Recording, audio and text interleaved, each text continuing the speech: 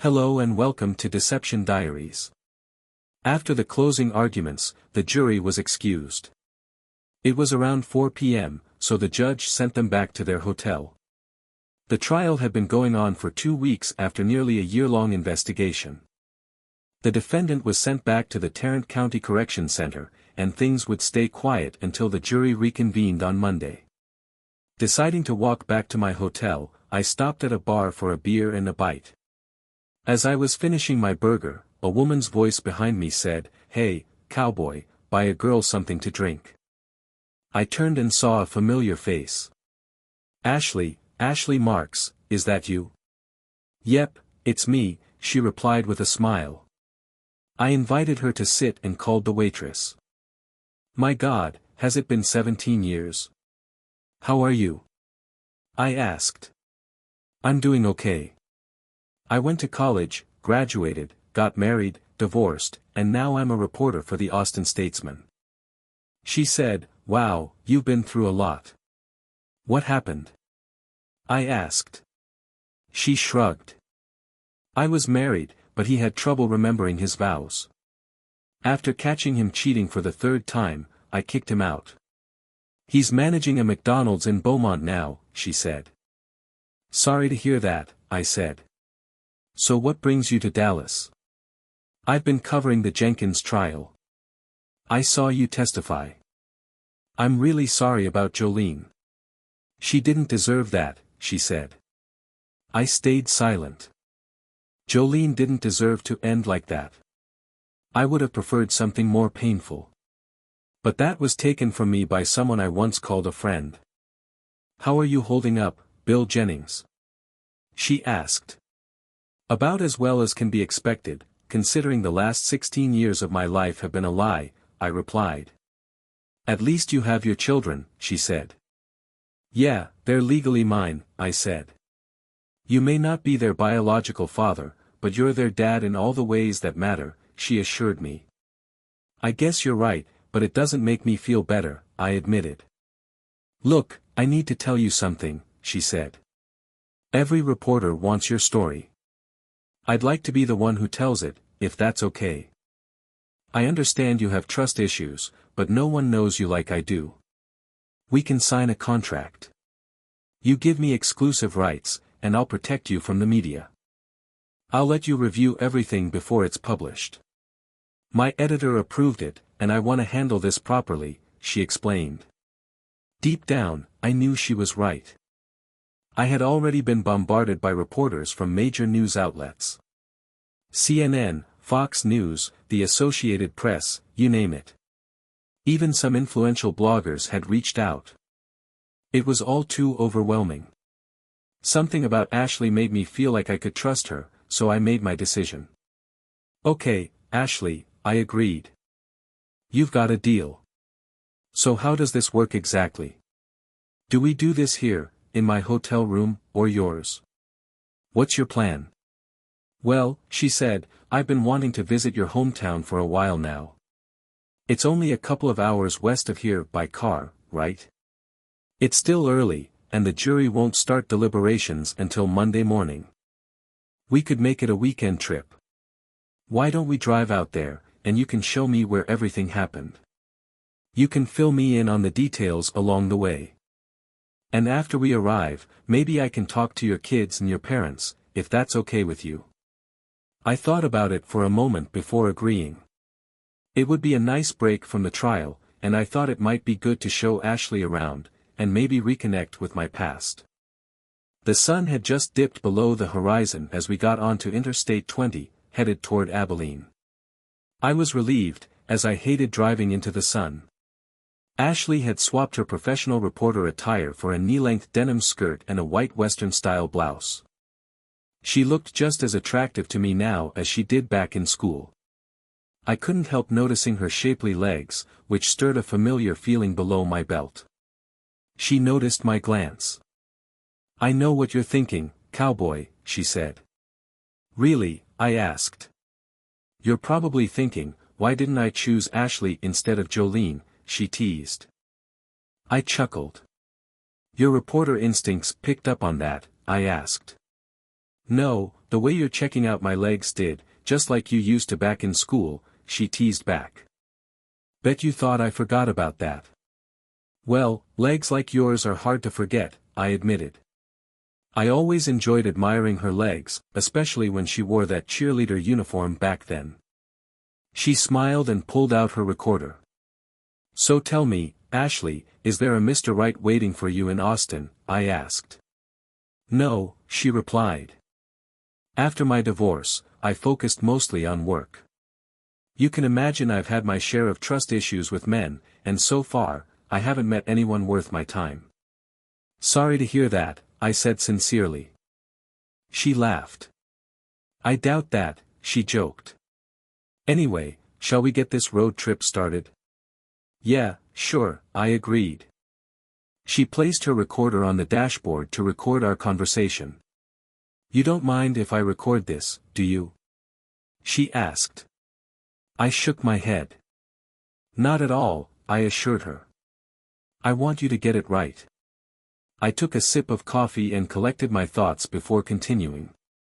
You know, Ashley, it's funny how life unfolds. Back in school, you, Steve, Jolene, and I were thick as thieves. But after you moved away, it was mostly just us three hanging out. I popped the question to Jolene right after we graduated, and she was all in. Steve and I enlisted in the Marines together, ended up in boot camp down in San Diego, even shared a platoon. The plan was to marry Jolene after I wrapped up my advanced training.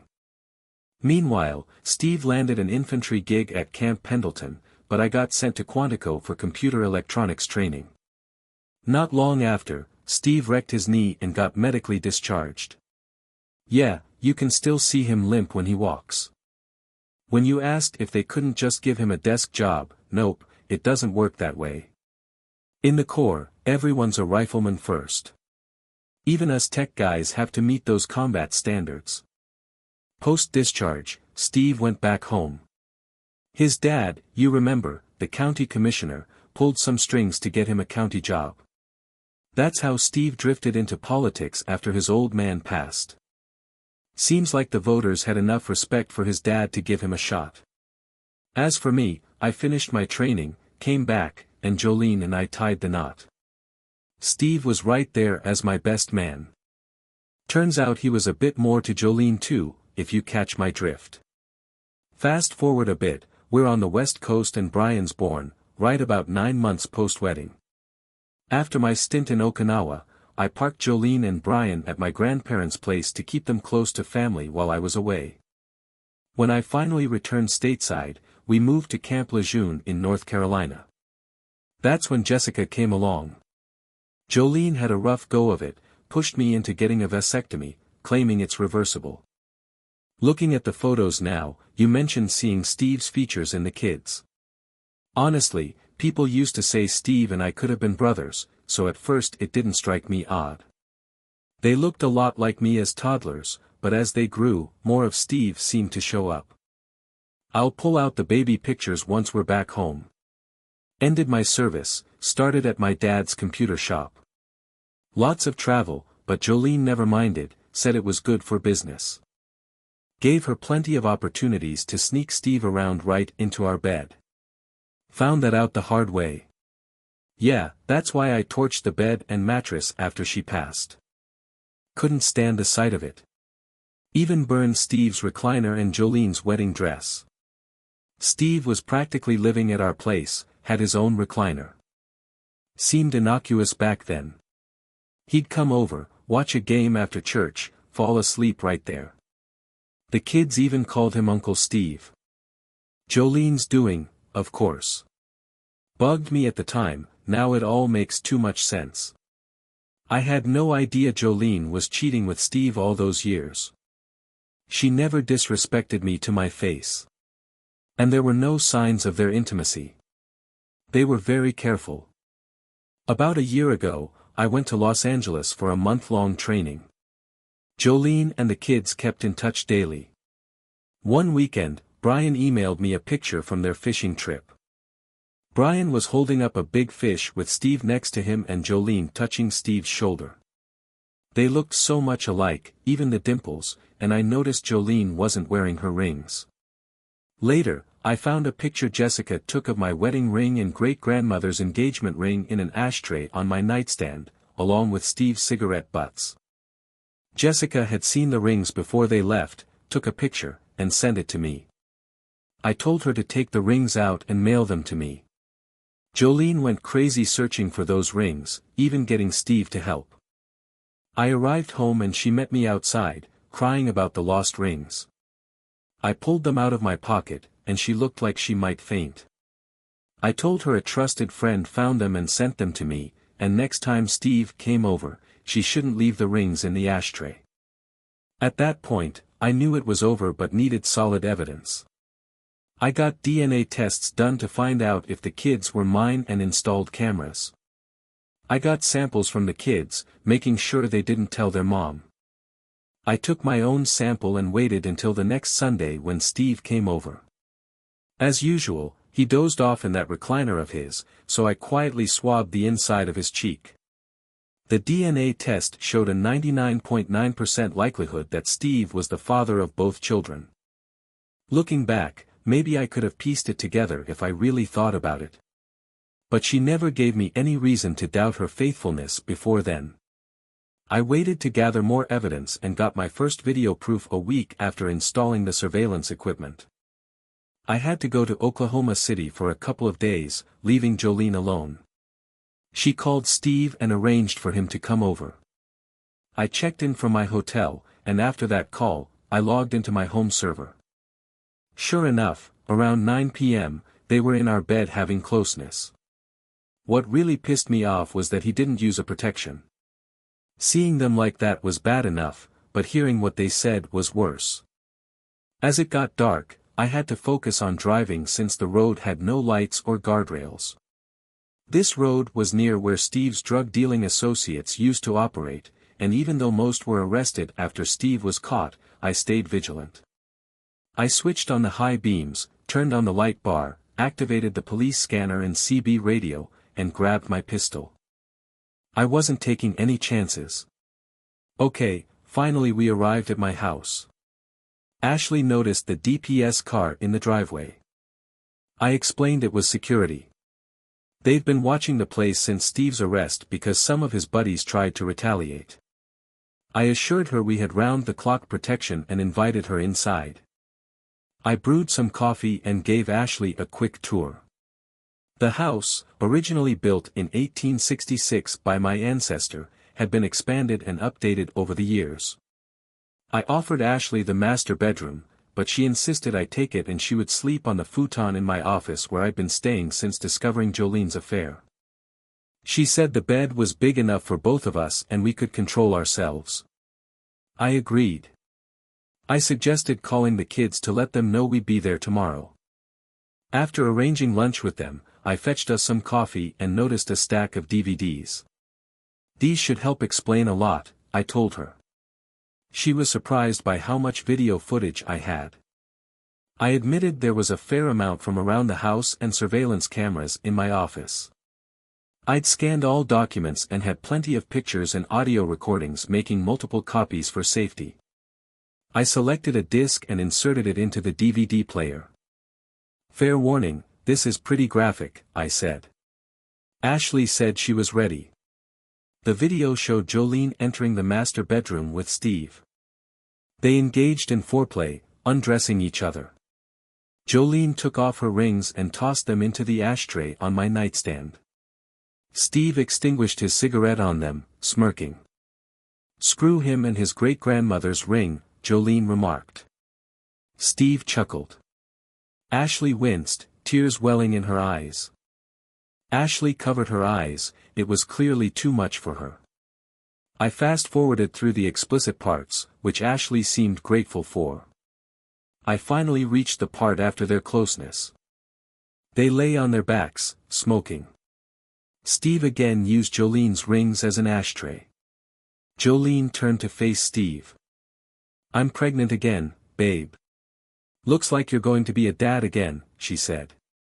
Steve scowled. "Damn it, didn't you take your pills?" he asked. "Yeah, I missed a day here and there, but mostly I did. Why can't you use a protection? I hate protection, he replied. You know the deal, no rubbers. I guess you'll have to get another termination. Or convince loser it's his baby. I can't do another termination, Steve, she said. I've had 3 already and the last one almost ended me. I got so sick I ended up in the ER. Besides, you know this loser had a vasectomy after Jessica was born. You thought that would ensure he never got me pregnant. What do you want to do then? Steve asked. I want to leave him and marry you, she said. That's all I've ever wanted. And I think Bill's on to us anyway. I've told you I'm not the marrying type. Plus, having a family could complicate things and I like things the way they are now. Bill works and pays and I reap the rewards, he said. And don't worry about him figuring anything out. He's so freaking clueless we could screw right in front of him and he wouldn't know. Can't you just deal with him like you did those other guys? She asked. Well, those other guys were all illegal immigrants anyway. No one would care about them. Plus, who's going to mourn for some shady drug runners who are in the country illegally? Heck, by getting rid of them, I probably secured half the voting bloc. It's one thing to eliminate an unknown illegal immigrant. It's another to target a respected member of the community. Maybe we can arrange for an accident, Jolene suggested. It wouldn't be the first time. And you know people get destroyed driving down Indian Trail all the time. The people who crash there are usually tourists looking for scenery, and they don't know the road like he does. Maybe there's something we can do, but let's not rush into ending him just yet. Perhaps we can find a way to take him out slowly, like using poison. Let's think it over before settling on a plan. Eventually we'll have to get rid of him, but let's do it carefully and at the right time, maybe after the kids are out of the house. That way, you can get his insurance money and a good part of his business. In the meantime, go to that new clinic in Abilene. They'll take better care of you than the place you went to last time. I'll keep an eye on Billy Boy. If it looks like he's going to do something stupid like see a lawyer, I'll talk to him and set him straight. Sound good? Jolene nodded. All right, baby, I'll do it. You're the man, she said, kissing his face. Jolene turned, straddled Steve, and began to have closeness with him. I stopped the video. Ashley was shaking her head, tears streaming down her face. I hate that woman, she said. And you stayed with her for 17 years? Please tell me you saw a lawyer after that. I did see a lawyer. It was quite a day. Let me tell you about it, I said, starting to explain. Indeed, I had consulted a lawyer. As I told Ashley, I made an appointment with Alan Jackson, the attorney who had handled all our family's legal matters for years. What I discovered during that meeting chilled me to the bone. I recounted my visit to Alan's office. After greetings, I presented the DNA results and video of Jolene's affair with Steve. Alan explained that while Texas allows divorce on grounds of adultery or cruelty, the real issue was Steve's control over the county and its judges. Since Texas requires filing for divorce in the county where you've lived for the past 90 days, no judge here would entertain my case. Additionally, Jolene's pregnancy could delay proceedings until the baby is born. Alan revealed that Steve had instructed him to inform him of any divorce attempts. Shocked, I asked if Steve had actually instructed him to violate attorney-client privilege. Alan admitted he had no choice. I fired him immediately and demanded all related files. Alan had anticipated this and had everything ready. He urged me to contact the authorities about Steve's activities and hoped we could mend fences later. Firing him didn't worry me. My main concern was Steve's potential retaliation. I called the contacts Alan provided, a family law attorney, a state prosecutor, and a senior Texas Ranger, all based in Dallas. Then I informed Dad about letting Alan go and explained Alan's warning with the DNA and video proof. Dad was shocked and realized we needed to get the kids out of there quickly. He had a plan. I would tell Jolene that Dad was sending me to Phoenix for a site survey, which would keep me away for a few days. Meanwhile, Dad would help me get the kids to stay with my parents. This ruse would buy us some time. We also discussed informing the kids. I felt they deserved to know the truth without bad-mouthing their mom. Dad reassured me that I was doing the right thing and promised full support from him and Mom. A few minutes later, my secretary called me. "Bill, Steve Jenkins is here to see you," she said. I took my pistol out of its holster and placed it on my desk within easy reach. I started the video recorder to document our meeting and asked my secretary to let my father know Steve was here. Steve strolled into the office like he owned the place and immediately spotted the 9mm pistol on my desk. "Nice piece of hardware you got there," he said. "Didn't know computer guys packed heat." "What do you want, Steve?" I asked. "Straight to the point, good," he replied. "Look, I know you went to see Alan Jackson today. So, what's it to you?" I asked. "If you're thinking about divorcing Jolene, forget it," he said firmly. "I don't care if you know about us, but I won't let you drag me through court." "Tell me, Steve, why? I thought we were friends. Why did you and Jolene do this? How long has it been happening?" "How long?" he chuckled. "That's a good one, you'll love this. We started up back at our senior prom, remember that? Ashley was my date, but Jolene and I sneaked off and hooked up. You were dancing with Ashley when we got back, right? We were all 18 then, so it wasn't like we were breaking any laws. We got back together while you were in Quantico," he continued. "Remember when I messed up my knee at Pendleton? We were at it pretty often until you returned. Jolene was on birth control, but I guess she forgot to take it the day you two got married." "You were my best man, you jerk," I said. "I was hers too," he admitted. I have to say, seeing her walk down the aisle was a thrill. She looked stunning, even better. I knew she was carrying my load the whole time. That's why I had that grin. And guess what? 9 months later, Brian was born. How about that? We took a break until you brought her home on leave before heading to Okinawa, Steve went on. Yeah, Jolene and I had a grand old time, nearly every night while you were away. She got pregnant about 6 months in and had a termination. Didn't want you coming home to a pregnant wife. Damn, I even banged her the day your plane touched down. And lo and behold, 9 months later, Jessica came into the world," he smirked. "It was my suggestion to have Jolene push you into getting a vasectomy. We didn't want her having any of your children. It seemed like it would be too complicated keeping track of whose kid belonged to whom. Jolene messed up a few times over the years and had to go for terminations. Good thing your insurance covers them. We had a good arrangement going all these years until you decided to wise up. You couldn't just let it be. No, you had to get all self-righteous and upset.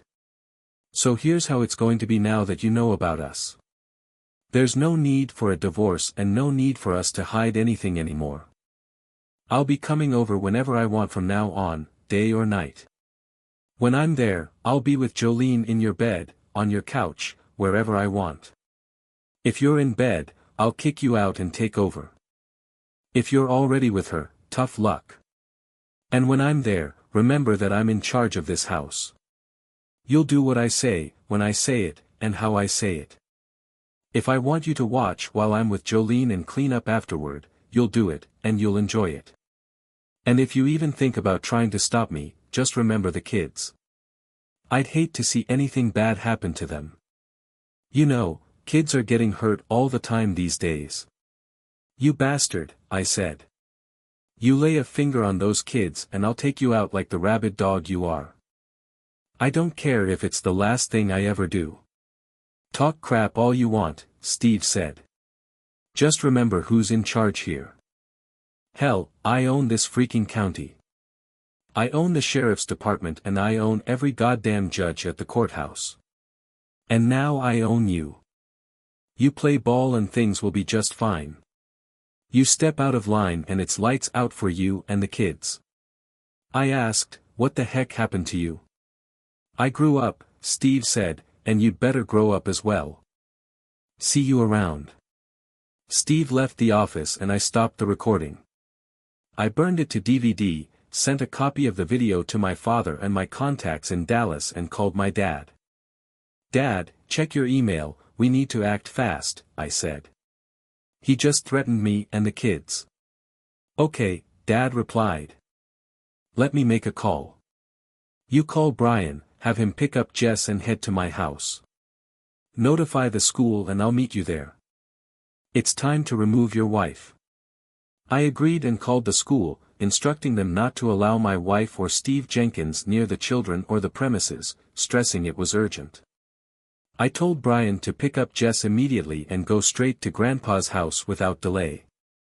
I'll explain everything to you later today, I promise, I assured him. And you must not contact your mom or Steve under any circumstances. This is very important. Do you understand? I grabbed my tool and the newly burned DVD, left the office and hopped into my truck. Knowing Dad would soon be on his way, I didn't waste time. If he said he'd be somewhere, he'd be there. I pulled out and drove straight home. About 15 minutes later, I arrived at my house. Steve's truck wasn't in sight, but Jolene's car was there. Good, I knew Dad would arrive soon. Entering cautiously, I scanned for Steve or any potential threats. I kept my hand near my holstered pistol. At first, I didn't see or hear anyone. Taking a tentative step inside, Jolene appeared at the top of the stairs. Bill, you're back early, she greeted me. Is everything all right? I looked at her without responding immediately. Is Steve or anyone else here? I asked. Why would Steve be here? She replied innocently, you know exactly why Steve might be here. Maybe for a little afternoon rendezvous or to plan my demise, I retorted. Jolene's eyes widened and she instinctively covered her mouth.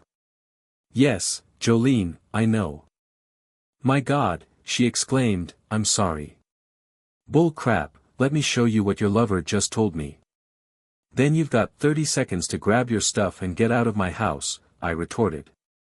I inserted the DVD into the player, turned on the TV, and hit play on the remote.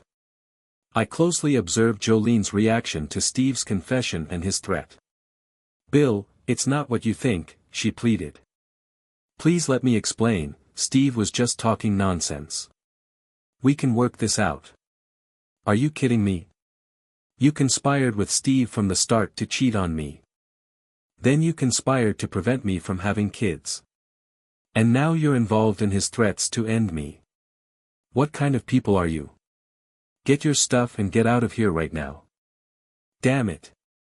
I had never yelled at her like that before, but she was visibly scared. I grabbed her left hand, removed her rings, pocketed my grandmother's ring, took off my own, and shoved it into her hand. Take it, I said harshly. Bill, please don't do this to me, I'm sorry, she whimpered through tears. Yeah, you're sorry, all right, you're a sorry excuse for a wife. Now get out of here. I grabbed her purse and threw it at her chest, urging her toward the door. Move, damn it, I ordered. Though I wanted to kick her out, I was raised never to hit a woman. We reached outside, walking to her car. She turned back to me as she opened her door. Where will I go? She asked, sobbing. First, stop crying, this is what you wanted. Second, I don't care, go to Steve's, your mom's, or better yet, go to hell. As I said this, I noticed two vehicles approaching the driveway. Dad's truck arrived first, followed by Steve's. Jolene stopped crying instantly and smirked at me. Now we'll see who's leaving, babe, she said sarcastically. It would have been easier if you just cooperated. Now, you and the kids will be begging us to end it by the time we're done. Would you really end me and the kids? I questioned. In a heartbeat, she replied callously, and I'll relish every moment of it. Don't worry, we'll give you all a good show before we start carving you up. Dad maneuvered his truck to block Steve's access to the house and halted. Steve abruptly stopped his truck, narrowly avoiding collision with Dad's vehicle. Both men leaped out of their trucks. Dad grabbed his 12-gauge and aimed it at Steve. "What the heck do you think you're doing, Jennings?" Steve yelled. "I'm enforcing the restraining order," my dad replied. "What restraining order?" Steve demanded. "The one against you and your lover. It says you both have to stay 500 feet away from my family and our property," Dad explained. "And let me tell you, I'd love nothing more than to blow your head off right now. So get back in your truck and get out of here." Steve, unused to such direct confrontation, halted in his tracks. Two vehicles with flashing lights pulled into the driveway, stopping behind Steve's truck. Four state DPS officers stepped out, tools drawn. "We'll take it from here, Mr. Jennings," one officer said, approaching Steve. Dad lowered his magnum as the officer served Steve with the restraining order. "Is that her?" the officer asked, nodding toward Jolene. Dad shook his head. The officer walked over to Jolene and handed her a document. "Mrs. Jennings, you've been served with an order to stay 500 feet away from any member of the Jennings family in any property controlled by the Jennings Historic Family Trust, including this home," he informed her. "If you disobey this order, you'll be arrested, understand?" "Yes," Jolene replied quietly. "Excuse me, officer," I interjected as he turned away. He stopped and faced me. "Yes, Mr. Jennings," he inquired. I pulled out a digital audio recorder from my shirt pocket. "I'd like you to take Jolene and Mr. Jenkins into custody," I requested. "Why is that?" he asked. I played back the recording, letting them hear Jolene's threat against me and the kids. Jolene looked on the verge of tears. The officer scrutinized her sternly before retrieving his handcuffs. "Mrs. Jennings, you're under arrest. Turn around and put your hands behind your back," he instructed. After cuffing Jolene and reading her rights, he radioed another officer to arrest Steve. "You'll pay for this a-hole," Jolene spat as she was led away in cuffs. "All of you will pay." Meanwhile, another vehicle arrived in the driveway. A local news van had pulled up and a reporter followed by a camera crew approached as Steve was being arrested. They captured footage of his arrest, which made it onto the evening news. Steve was furious to say the least. "Do you know who I am?" he demanded of the state officer putting handcuffs on him. "Yes, sir, I do," the officer replied. "And frankly, I don't care. You're still under arrest." "I'll have your badge for this," Steve yelled, his face red with anger. I realized I should have mentioned their plot to off me and the kids. But I didn't have that evidence with me. Part of it was still in the DVD player at home, and things were moving quickly. However, I knew my contacts in Dallas had the evidence and were working on pressing charges. The news van backed up to allow the patrol cars to leave the driveway. The reporter and her cameraman approached me with my dad close behind. "Mr. Jennings, can you explain why Commissioner Jenkins was just arrested?" she asked. "Yes, I can," I replied. "Last time I checked, it's still a crime to threaten ending. And even influential politicians like Steve and his married girlfriend are accountable under the law. Now, if you'll excuse me, I need to attend to my children." I walked away and Dad joined me, leaving the reporter and cameraman visibly shocked. Steve was well regarded by voters in our county, and I knew his image as a family values advocate had just taken a serious hit. Unfortunately, the voters didn't know the real Steve like I did, but I was determined to make sure they did. My next stop was my parents' house, where I would explain everything to what remained of my family. Telling my children that the man they knew as Uncle Steve was actually their biological father was heart-wrenching. But I felt they deserved the truth, backed by DNA test results. At first, they struggled to accept it. "I don't care what that piece of paper says," Jessica insisted. "You're my dad, and you always will be." "I agree," Brian chimed in. I felt so proud of them, despite Steve being their biological father. We shared a group hug and shed some tears. After tearful goodbyes to the kids and my parents, I returned home, gathered enough essentials for a few days, and headed to Dallas. "And that's when you realized how serious things had become," Ashley interjected, as I paused to take another sip of coffee. "Yeah," I nodded, continuing my story after a moment. The next day, I met with Dave Brooks, a tough Dallas attorney. To my surprise, the other two men I had contacted, John Hancock and Don Jacobs, were also there. John explained they had substantial evidence against Steve Jenkins, including involvement in pills and Magnum trade, and at least ending of 6 people. Jolene was also deeply involved, particularly in the escort. Due to threats against my family, they had to act quickly. Don, a Texas Rangers captain, informed me that the sheriff's department was compromised and couldn't be trusted. They were temporarily replacing it with Rangers and DPS officers. Dave then discussed the divorce. He planned to pursue an annulment due to Jolene's criminal actions. If that wasn't possible, we'd go with grounds of adultery and mental cruelty. He was confident I'd retain my assets and gain custody of the children. We discussed strategy for about an hour. Dave gave me a DVD with explicit videos of Jolene's activities, involving several men, including sheriff's deputies. John outlined his plan to prosecute Steve and Jolene, aiming for the death penalty for Steve and life, without parole for Jolene. He warned us to be cautious, as our lives were at risk. They gave me their direct numbers for any suspicious activity. On the drive home, my mind raced. Steve, once my best friend, was a criminal, and Jolene was deeply involved. Reflecting on the past 17 years, I couldn't believe how blind I had been. When I finally reached town, my son called in a panic. "Dad, you have to come home right now," Brian urged. "What's going on?" I asked. "Just hurry home, now." I pressed the accelerator and reached home in 20 minutes. Ambulances and DPS patrol cars were outside, confirming my worst fears. I hurried to the door as paramedics wheeled out a gurney. I stopped them to find out what happened.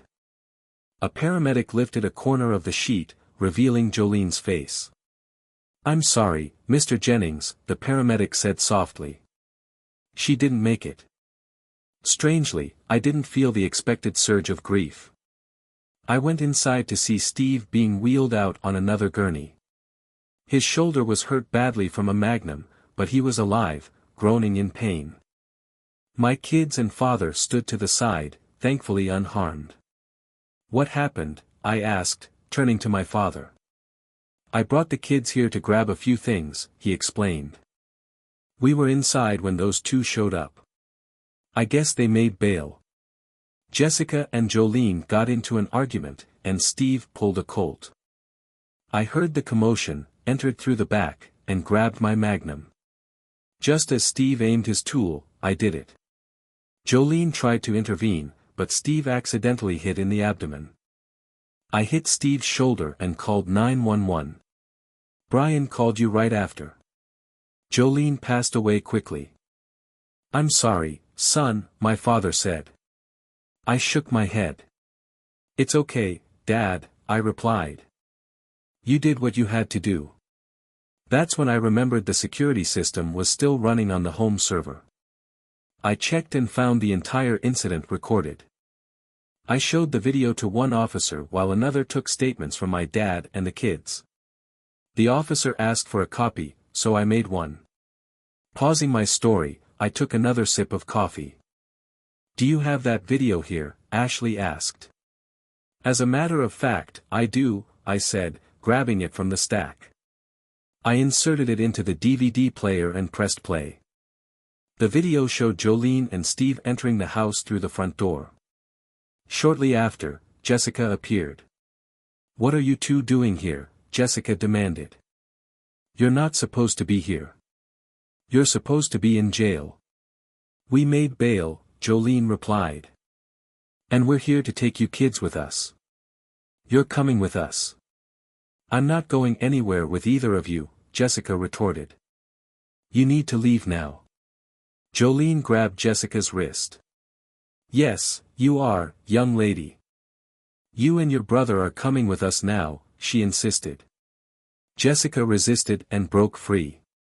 No way, I hate you and I'm not going anywhere with you, she shouted. Jolene slapped her hard. Yes, you are, she insisted. I've got a nice room ready for you and Abilene. You're going and you're doing what I say, Jessica retaliated, striking her mother in the face. Not happening, she declared. Enraged, Jolene grabbed Jessica's arms. But it will, she said.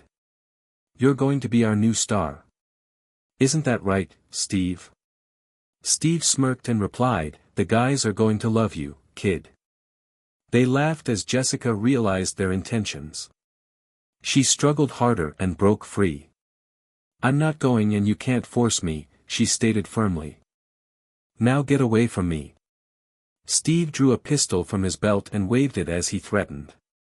Well, then it looks like it's lights out for you and your brother.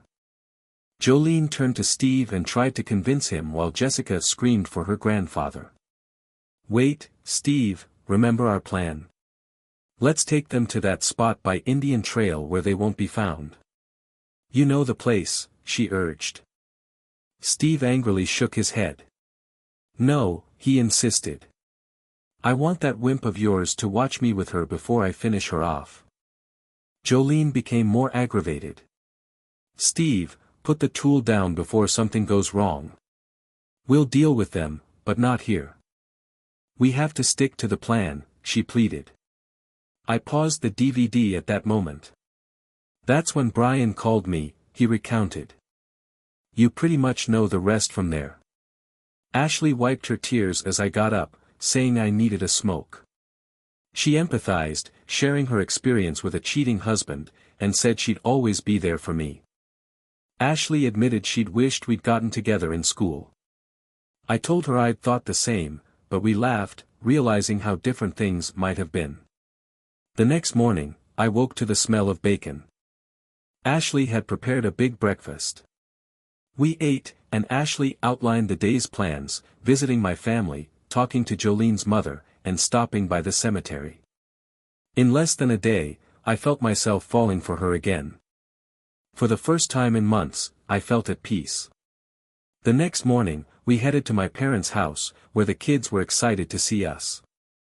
After introductions, Ashley expressed her wish to speak privately with each family member. My dad and I talked sports in the den while she took her time with Jessica and then Brian. Outside, Ashley joined the kids and me for a lively game of touch football, which we all enjoyed until lunch called us in. Afterward, as we prepared to leave, Jessica playfully warned me about not missing my chance to propose to Ashley. On the drive, Ashley explained her method of interviewing everyone separately, aiming for candid responses. She then shared some concerning news about Steve's inappropriate behavior towards Jessica, which infuriated me, but also mentioned how much my family cared and respected me, echoing their suspicions about Jolene's actions. We then visited Myrna, Jolene's mother, where Ashley opted out of a private interview, suggesting that Myrna and I needed to discuss matters together. Upon arrival, Myrna welcomed us warmly. I'm managing Bill, thanks for asking, she replied. She hugged Ashley and gave her a once-over. Ashley Marks, you're just as lovely now as you were in high school. Thanks for coming out to see an old woman. Ashley smiled as Myrna gestured for us to sit. So what brings you here, she asked.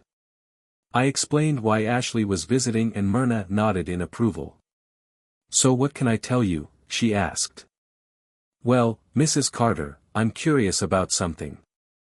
This affair between Jolene and Steve lasted throughout her marriage to Bill. You must have known about it.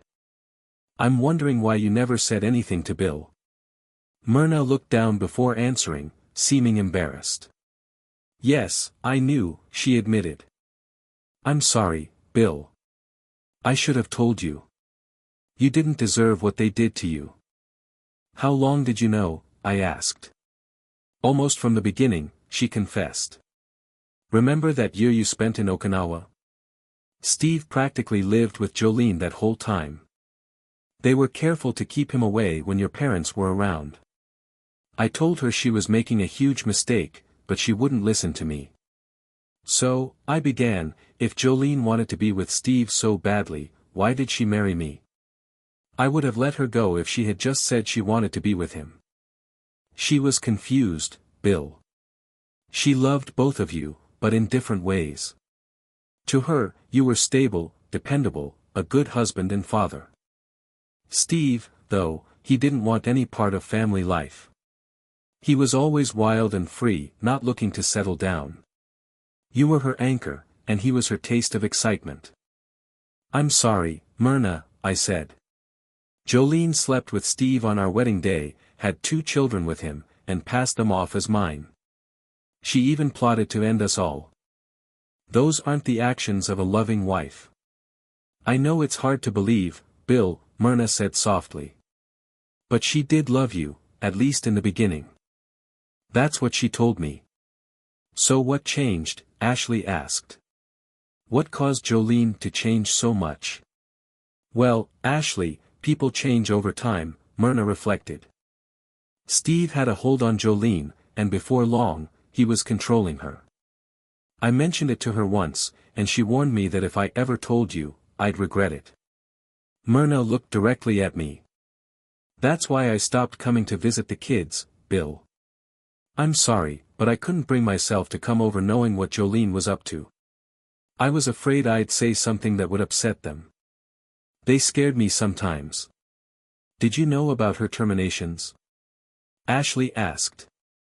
Myrna nodded. Yes, I did. Jolene told me about them. I warned her it was risky and she might get caught, but she didn't care. She said it was her decision and you had no say.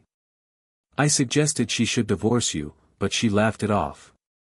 She said she'd inherit everything from you eventually. How long ago was that? Ashley asked. I don't know, maybe 1.5 years ago, Myrna replied.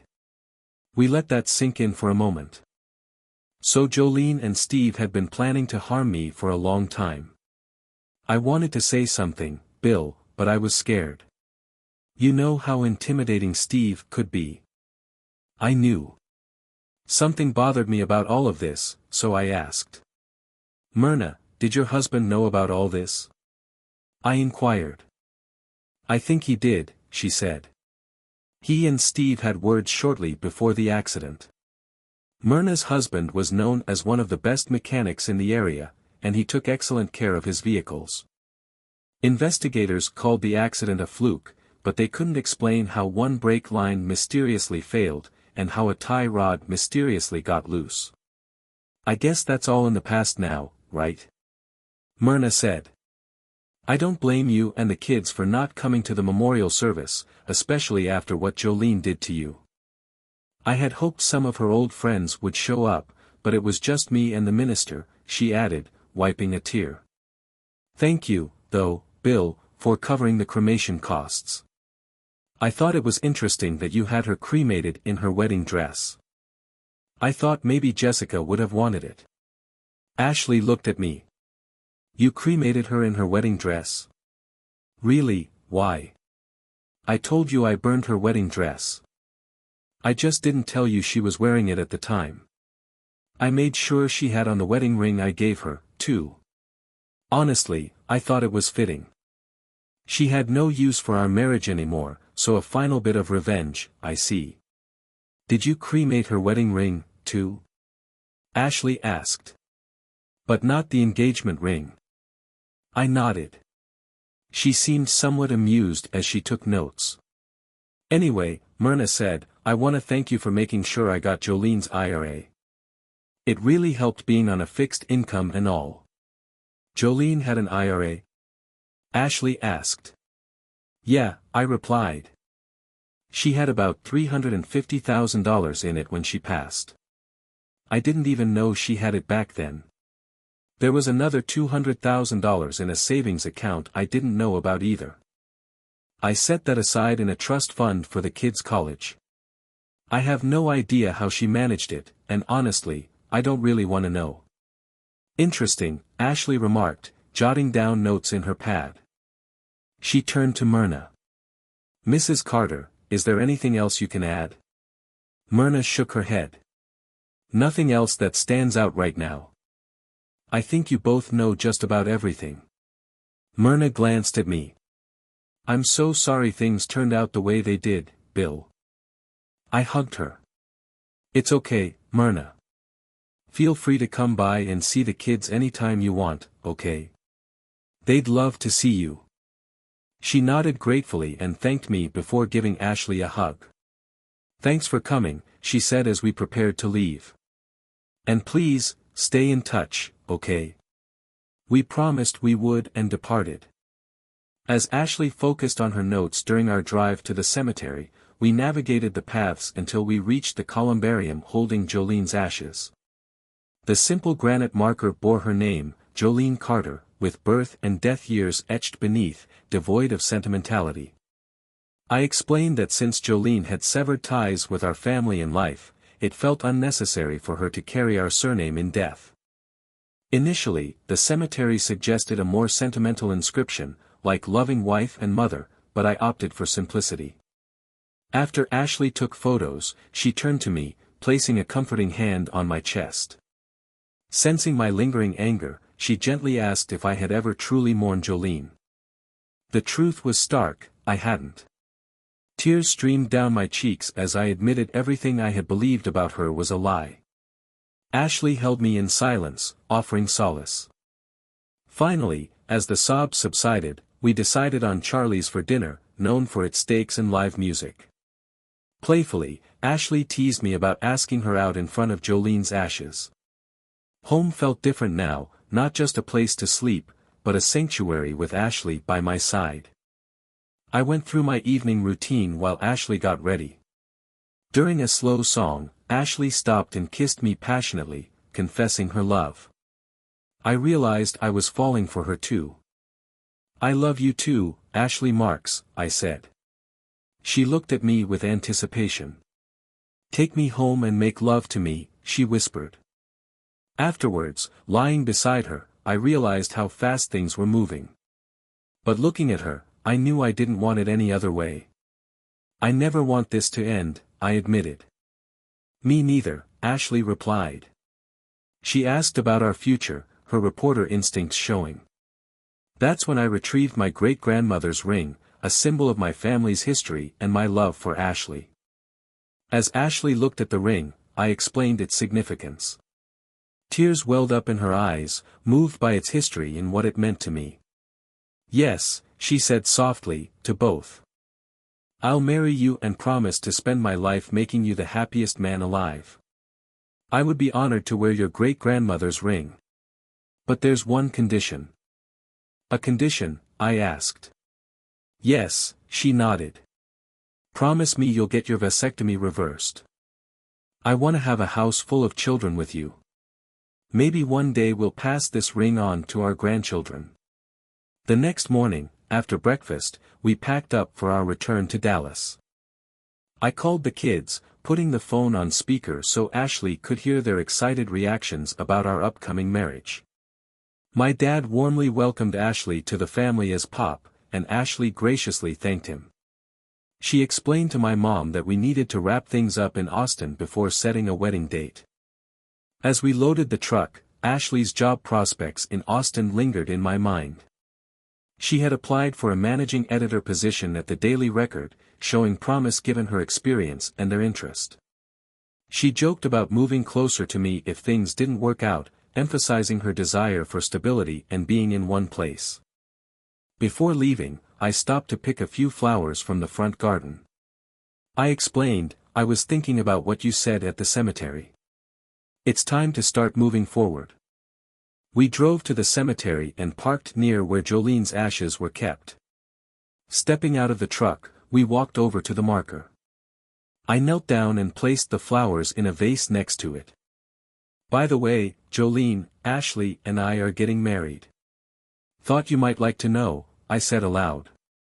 Yes, I knew she was deceased, but saying it out loud felt oddly therapeutic. Ashley stood beside me and added her words. If the kids are okay with it, I plan to adopt them, she declared. After saying our farewells, we returned to the truck. Do you really want to adopt the children? I asked. Absolutely, Ashley affirmed.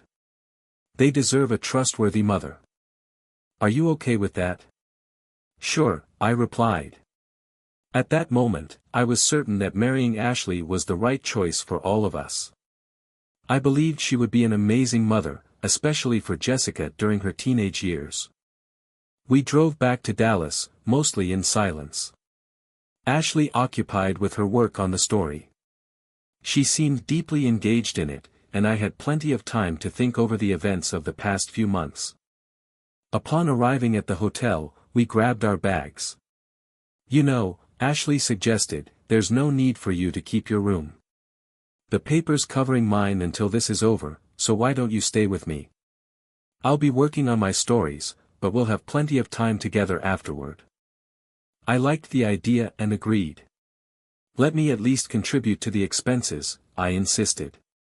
She waved off my offer. You can cover our dates, okay? She teased. It was settled. I checked out of my room and moved in with Ashley. That evening, we went out for dinner, danced a bit, and ended up back in bed for another passionate night together. The next morning, we made it to the courthouse early to secure good seats. The jury was brought in from the hotel and began deliberating immediately.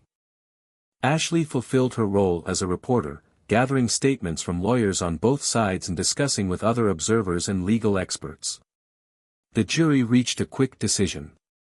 By 1.30, news spread that the jury was ready to deliver their verdict to the judge. Steve remained stoic as the jury filed in. The judge took his seat and inquired about the jury's decision. We have, Your Honor, the foreman confirmed, handing a slip of paper to a bailiff. The judge reviewed it before turning to the foreman. Is this a unanimous decision? He asked, to which the foreman affirmed. Very well, the judge stated. Will the defendant please rise? The judge requested. Steve and his lawyer stood up. In the case of the People versus Steve Jenkins, the jury finds the defendant Jenkins guilty on all charges and unanimously recommends the maximum penalty allowed by law, which is death, the judge announced. Steve's lawyer had opted for the jury to decide the penalty upon a guilty verdict, believing it might lead to a lesser sentence than death if unanimity was not reached. It was a gamble and one that Steve lost. Steve had been convicted of 6 counts of first-degree ending, numerous conspiracy charges for ending, and a range of other offenses, including smuggling, human trafficking, pills trade, and escort. The defense requested each juror to confirm their agreement with the verdict, which the judge allowed. One by one, all 12 jurors affirmed their agreement on both the guilt and the punishment. Mr. Jenkins, personally, I'm not a supporter of the death penalty, but I fully endorse the jury's decision. If there ever was a case that warranted the death penalty, this is it. I hereby order you to be taken from this court and delivered to the state prison at Huntsville, where you will be executed in accordance with the law at the earliest possible time. May God have mercy on your soul, declared the judge, slamming his gavel. My lawyer motioned for me to follow him, and we caught up with the officers escorting Steve out of the courtroom. He spoke briefly with them and they nodded while glancing in my direction. Steve looked up at me, his eyes red, his posture stooped like an elderly man. What are you staring at, a-hole? He snapped. Right now I'm looking at a worthless piece of crap, I replied. I always wondered what one looked like, now I know. My lawyer handed Steve 2 documents and instructed him to sign them. What the hell is this? Steve demanded. What's this crap?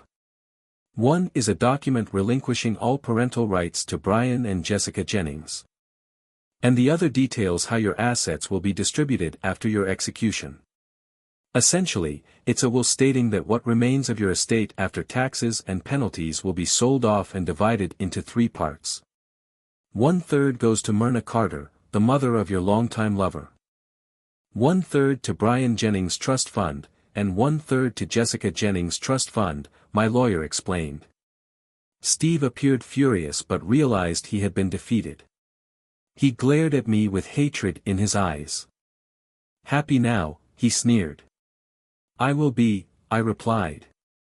By the way, Ashley Marks and I are getting married and she's agreed to adopt the kids. Enjoy hell, a-hole. I look forward to pissing on your grave. My lawyer thanked the officers and we departed. I didn't see Steve again until the day of his execution. And yes, I did urinate on his grave, but I made sure Ashley wasn't present. I didn't think she'd approve. Finally, the ordeal was over and I eagerly anticipated a new chapter in my life with Ashley. Ashley kept her promise and let me read the story she wrote about me, and I was really impressed. The story became hugely popular, leading Ashley to appear on several talk shows to discuss the whole dramatic ordeal. She was even offered a chance to make a movie about it, but she eventually declined. However, she did win a Pulitzer Prize for her work. The Statesman was sad to see her leave, but they understood that her life was moving in a different direction. They gave her a generous bonus and a strong recommendation when she decided to move on. The board of the Daily Record eagerly hired her as their new managing editor. Under her leadership, the paper's circulation tripled in the first year, prompting the company to expand and hire more staff. Both of us agreed that we didn't want a big church wedding, so we got married in our backyard and invited our family and friends. Ashley's parents came up from Austin, along with a couple of her close friends from the Statesman. Her father proudly walked her down the aisle and warmly shook my hand as he gave her away. Brian was my best man, and Jessica served as Ashley's maid of honor, making our wedding a real family affair. After we exchanged vows, the minister asked everyone to turn and face the audience. Ladies and gentlemen, it's my pleasure to introduce for the first time Mr. and Mrs. William Jennings and family, he announced, which was met with enthusiastic applause. Brian walked over to Ashley and gave her a hug. Welcome to the family, Mom, he said, smiling. Ashley hugged him back, tears of happiness in her eyes. Jessica also hugged Ashley. I love you, Mom, Jessica said. I love you too, Ashley replied, embracing both kids. My dad came over and hugged both of us before reaching into his pocket. I hope you two enjoy your honeymoon, he said, pulling out an envelope with 2 tickets for a week-long Caribbean cruise. Thanks, Pop, Ashley and I said almost simultaneously. And so our new adventure began. 10 months after we returned from our cruise, Ashley gave birth to twins, a boy and a girl. We named the boy William Frederick after my grandfather and the girl Alicia Marie after Ashley's grandmother. On the day they were born, I happened to run into George Mason, a prominent local politician. He shook my hand as he accepted the celebratory cigar I offered him. Congratulations, Bill, he told me. I expressed my gratitude. By the way, he continued, you know we have elections coming up soon. Some of us think you'd be a shoo-in for Steve's old commission seat if you're interested. After all, you're the guy who finally took him down. Sort of like our own version of the man who shot Liberty Valance, huh, I joked. He chuckled. Except John Wayne wasn't lurking in the shadows this time, he quipped. Thanks, but I don't think I could handle the pay cut. I've got 2 new mouths to feed now, I explained. You could still run your business, right? He inquired. Is there another reason? Well, yeah, actually, I replied. It's something my dad mentioned last time we discussed this whole mess with Steve. What's that? George asked. Power corrupts, I answered.